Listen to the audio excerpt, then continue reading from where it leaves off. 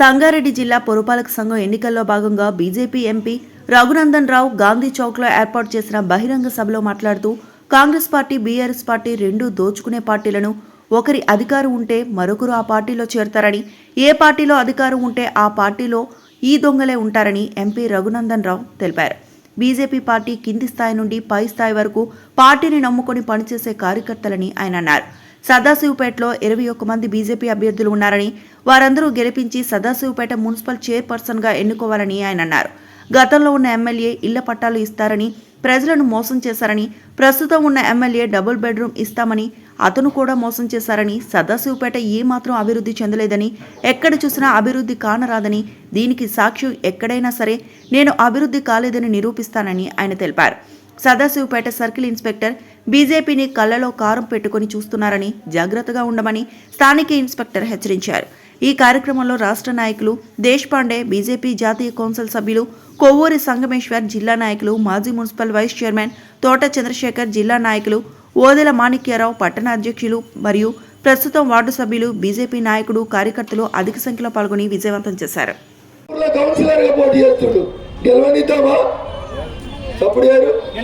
అదే 170 మంది ఉన్నాం మనం. ఒక్కడు బీజేపీ ఉంటే ఇద్దరు ఎంఐఎం కౌన్సిలర్లు ఉంటారు సదాశివపేటలో.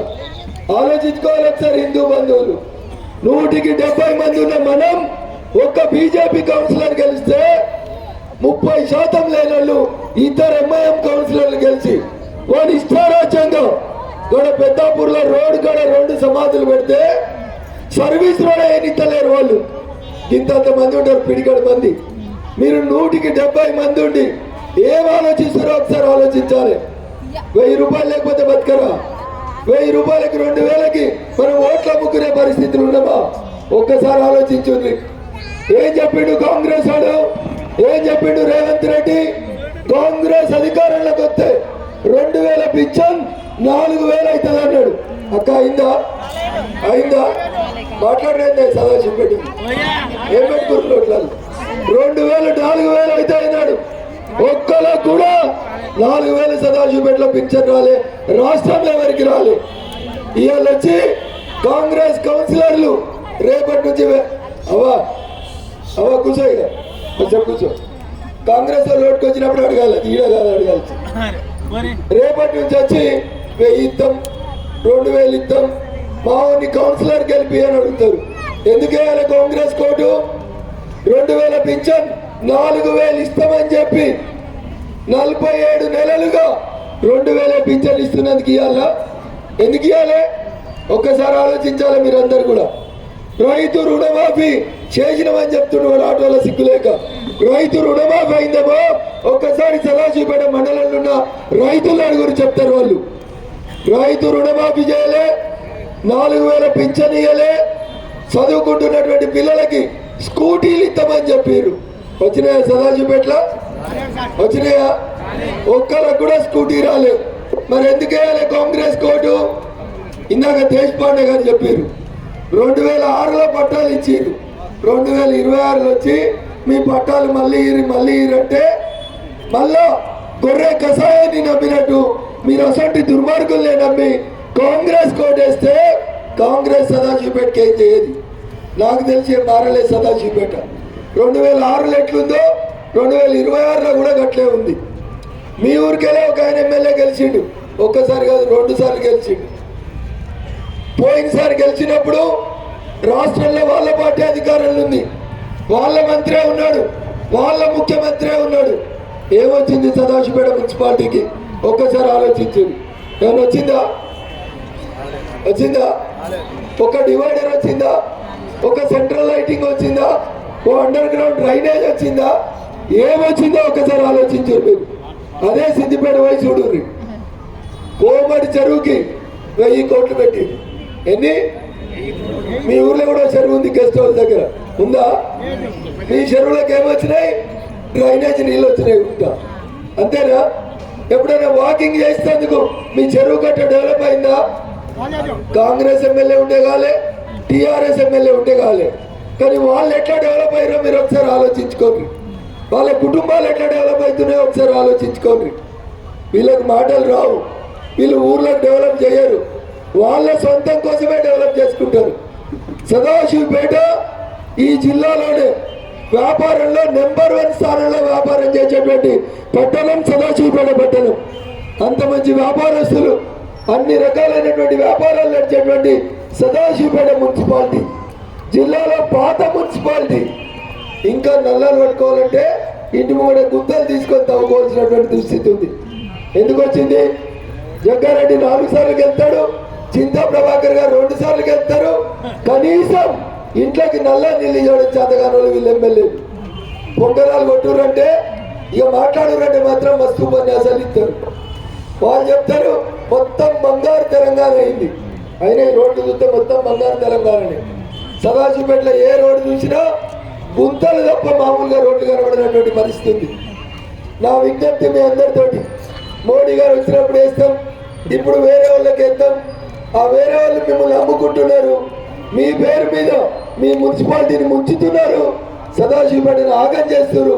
కాబట్టి ఒక్కసారి ఆలోచించుర్రి. ఎలక్షన్ ఏదైనా అవినీతికి ఆస్కారం లేకుండా ఓటేయండి, పనిచేసిన వాళ్ళకి ఓటేయండి. మా వాళ్ళు పైసలు ఇవ్వకపోవచ్చు కానీ నిజాయితీగా సదాశివ జెండా ఎగరేయడానికి అన్న వారందరి తరఫున మిమ్మల్ని ఇక్కడ ఓటు అడగడానికి వచ్చాడు. వాళ్ళందరూ అన్న అన్నీ చెప్తాడు. రగన్న గారికి, మన ప్రియతమ నాయకులు ఫైర్ బ్రాండ్ రగన్న గారు, మరి అదేవిధంగా ఈ యొక్క కార్యక్రమానికి టౌన్ ప్రెసిడెంట్ అధ్యక్షత వహిస్తున్నట్టు ఓదల రాజేశ్వర్ గారికి, మరి రాష్ట్ర మున్సిపల్ ఇన్ఛార్జిగా వచ్చినటువంటి రాష్ట్ర వైస్ ప్రెసిడెంట్ జయశ్రీ అక్క గారికి, సంగన్న గారికి, మాణిక్రావు గారికి, వెంకట నరసింహారెడ్డి గారికి, మరి అదేవిధంగా చిన్న పటేల్ గారికి, మాణిక్రావు గారికి, శ్రీశైలం యాదవ్ గారికి, మరి రామ్లన్న గారికి, మిగతా ఇక్కడ నిలబడుతున్నటువంటి అభ్యర్థులందరూ వారి ఇన్ఛార్జ్లందరికీ కూడా స్టేజ్ మీద వారందరికీ కూడా నమస్సుమాలు చెప్తారు. అదేవిధంగా ముఖ్యంగా ఇక్కడికి వచ్చిన ప్రతి ఒక్కరికి కూడా, వివిధ వార్డుల నుంచి వచ్చిన ప్రతి ఒక్కరికి కూడా నమస్సుమాంజలు తెలుపుకుంటూ, భారతీయ జనతా పార్టీ మరి 21 వార్డులలో మా అభ్యర్థులను నిలబెట్టినాం. 21 వార్డులలో కూడా ఈరోజు ఎక్కడ ఏ వార్డుకి వెళ్ళినా మరి అక్కడ ఉన్నటువంటి ఓటర్ మహాశయులు ప్రజలందరూ కూడా ఖచ్చితంగా నరేంద్ర మోడీ గారి నాయకత్వాన్ని మేము బలపరుస్తున్నామని చెప్పేసి ఘంటాపథంగా చెప్తా ఉన్నారు. ఎక్కడ వెళ్ళినా స్వాగతం పలుకుతూ, మేము ఇక్కడ అభ్యర్థుల గురించి కాదు, మరి ప్రపంచంలో ఈరోజు విశ్వగురువుగా మన ప్రపంచాన్ని ముందుకు తీసుకెళ్తున్నటువంటి నాయకుడు ఎవరైనా ఉన్నారంటే నరేంద్ర మోడీ గారు. కనుక ఇక్కడ వేసిన ఓటు ఒక కౌన్సిలర్గా గెలిపిస్తే అది నరేంద్ర మోడీ గారిని గెలిపించినట్టు అవుతుందని చెప్పేసి ప్రజలందరూ కూడా ఈరోజు భారతీయ జనతా పార్టీ తరఫున ఉన్నారు.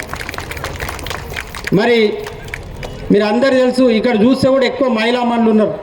నరేంద్ర మోడీ గారు మరి 33% మహిళలందరికీ అవకాశం ఇచ్చి మిమ్మల్ని చట్టసభల్లోకి రాబోయే రోజుల్లో ఎమ్మెల్యేలుగా ఈ సంగారెడ్డికి కావచ్చు, మరి ప్రతి రాష్ట్రంలో 33% మహిళలకు ఎమ్మెల్యేలుగా అవకాశం ఇచ్చిన పార్టీ ఏదైనా ఉందంటే అది భారతీయ జనతా పార్టీ. చట్టసభల్లో మహిళలందరూ ఈరోజు మహిళలందరూ, మాకు ఒక అన్న ఉన్నాడు పెద్దన్న, నరేంద్ర మోడీ గారి వల్లనే మేము చట్టసభల్లోకి వెళ్ళే అవకాశం వస్తుంది కనుక మరి ఆ మహిళలందరూ కూడా ఈరోజు భారతీయ జనతా పార్టీ వైపు ఉన్నారు. ఇక్కడికి రాబోతున్నాయి ఖచ్చితంగా, ఆల్రెడీ వెళ్ళిపోయింది, డిపిఆర్ అయిపోయింది. మరి ఖచ్చితంగా రాబోయే రోజుల్లో సదాశివపేట పట్టణము మీరు చైర్మన్గా భారతీయ జనతా పార్టీని గెలిపించినట్టయితే సదాశివపేట పట్టణంలో మరి ఆ యొక్క పనులను రగన్న గారు మరి మొత్తం ముహూర్తాలు చేసుకుంటా మీరు రాగానే ఆ పనులు స్టార్ట్ అవుతాయని చెప్పి మీ అందరిది. ఎందుకంటే ప్రతి గ్రౌండ్లో ఎక్కడ వెళ్తే కూడా వార్డులలో ఈ రోజుకి అడుగడుగు గుంతలు ఉన్నాయి. నీళ్లు పట్టుకోవాలంటే ఏ కాలనీలోకి పోయినా మంచినీళ్ళు తీసుకోవాలనుకుంటే ఒక అడుగు గుంత ఇంత మోకాల బట్టి గుంతలు తీసుకొని ఆ గుంతల నుంచి నీళ్లు తీసుకుంటున్నటువంటి మంచినీళ్ళు తాగడానికి.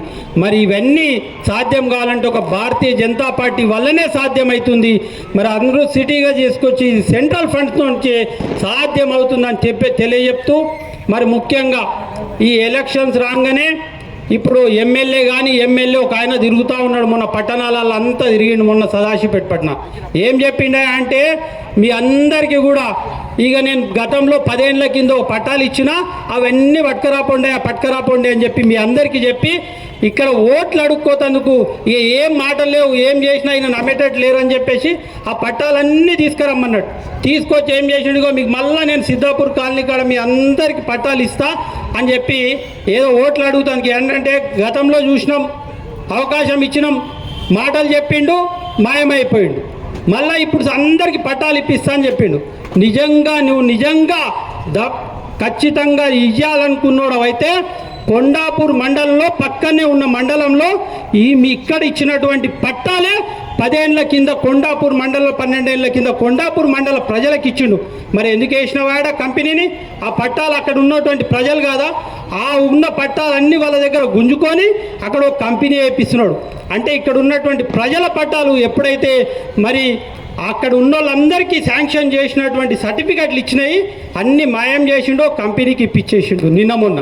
మరి అక్కడ మోసం చేసినోడు సదాశివపేట పట్టణంలో మోసం చేయడా? మోసం చేస్తాడా? చేయడా? ఏడైనా మోసం చేస్తాడు. మోసగాడు ఏడైనా మోసగాడే. అందుకని మేం ఖచ్చితంగా భారతీయ జనతా పార్టీ అధికారంలోకి వచ్చిన తర్వాత మా నాయకుడైనటువంటి రగన్న యొక్క ఆధ్వర్యంలో మీ అందరికీ ఏదైతే ఆ పట్టాలు ఇప్పించిండ్రో, పట్టాలు గతంలో సిద్ధాపూర్ కాలనీలో అవి శాంక్షన్ చేయించి ఇచ్చే బాధ్యత మాది భారతీయ జనతా పార్టీది అని చెప్పి మీకు తెలియజేస్తూ, మరి మా నాయకత్వాన్ని బలపరచండి.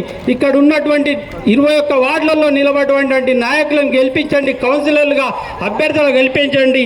ఖచ్చితంగా మీకు ఏ అవసరం ఉన్నా, గతంలో మీ అందరు చూస్తుంటే పైసలు ఉన్నోడు నిలబడితే ఏం చేస్తాడా అంటే ఇచ్చిన ఓట్లకు పైసలు ఇచ్చినా నా అవసరం ఏముంది, నేను ఆ రోజు 10,000 పెట్టి ఓటు కొన్నా, 5,000 పెట్టి ఓటు కొన్నా, ఇప్పుడు నీ అవసరం ఉంది కదా నా ఇంటికి రమ్మడు. మా భారతీయ జనతా పార్టీ పైసలు ఇచ్చుకుంటా కాదు, నరేంద్ర మోడీ గారు చేస్తున్నటువంటి పథకాలు చెప్తాం, నరేంద్ర మోడీ గారు చేస్తున్నటువంటి అభివృద్ధి చెప్పుకుంటా మిమ్మల్ని మరి మా వాళ్ళని గెలిపిమంటాం. రేపు ఏ అవసరం వచ్చినా మా కౌన్సిలర్కు ఒక్క ఫోన్ చేస్తే మీ ఇంటి ముందు దానికి నిదర్శనమే 4 సార్లు గెలిచినటువంటి మా మాణికన్న. మరి మీ అందరికీ తెలుసు, ఎప్పుడు పిలిస్తే పలుకుతున్నటువంటి మాణికన్న సేమ్ ఆయన లాగానే రేపు గెలిచినటువంటి 21 మంది కౌన్సిలర్లు మీకుంటారు. గతంలో మీరు చిన్న పటేల్ను చూసిర్రు, వైస్ చైర్మన్ చేసిండు. ఈ రోజుకి ఎవరిని పిలిచినా ఎక్కడ వలికినా మన చిన్న పటేల్ అదే విధంగా మీకు పనిచేస్తున్నా లేదా అధికారం ఉన్నా లేకపోయినా పలుకుతున్నటువంటి వీరందరిని చూసి ఒకసారి ఖచ్చితంగా 21 మందిని గెలిపించాలని చెప్పి మీరందరినీ మరొక్కసారి కోరుకుంటూ నరేంద్ర మోడీ గారి నాయకత్వాన్ని బలపరచాలని చెప్పి ప్రధానమంత్రి నరేంద్ర మోడీ గారు మీరు కరోనా టైంలో చూసిరు, ఈ రోజుకి ఫ్రీ బియ్యం, మరి ఆ కరోనా టైంలో జరిగినటువంటి అందరికీ ఉచిత బియ్యం ఇవ్వాలని సంకల్పంతో ఈ రోజు వరకు ఇస్తున్నటువంటి నరేంద్ర మోడీ గారి నాయకత్వాన్ని బలపరచాలని చెప్పి మీ అందరినీ కోరుకుంటూ, మరి సదాశివపేట పట్టణంలో ఖచ్చితంగా మీరే 11వ తారీఖు నాడు జరిగే ఎలక్షన్లో ప్రొద్దున్నే మీరు 8 గంటలకు వెళ్ళి ఒక్కసారి ఆ జై శ్రీరాముడిని ఒక్కసారి తలుచుకొని, మరి అయోధ్యలో 500 సంవత్సరాల నుంచి మరి మనం ఎప్పటి నుంచో కలలు కట్టినుంటే రామాలయం ఏ విధంగా శ్రీరాముని ఆలయం గుడిని కట్టించి రేపు రాబోయే రోజుల్లో ఇక్కడ బీదలకు అందరికి కూడా ఇండ్లు కట్టించే బాధ్యత కూడా తీసుకుంటామని చెప్పి తెలియజేస్తూ,